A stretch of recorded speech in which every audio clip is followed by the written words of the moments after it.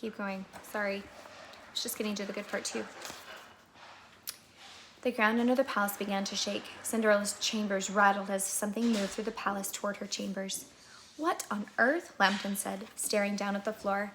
As it began to crack under his feet, he retrieved his sword, although it was useless against what was coming. Vines burst through the floor and slithered up to Queen Cinderella and Queen Sleeping Beauty.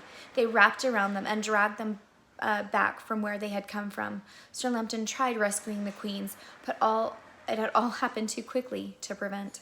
He looked through the cracks in the floor. He could see the vines dragging the screaming queens several floors through the palace and into the grounds where they disappeared out of sight.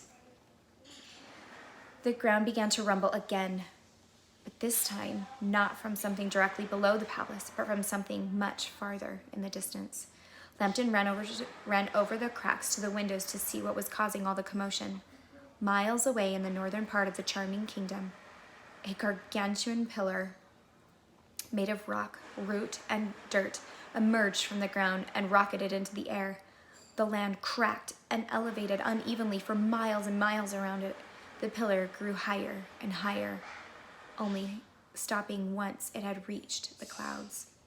The massive Colosseum was on top of the pillar, constructed by enormous jagged stones shaped like arrowheads.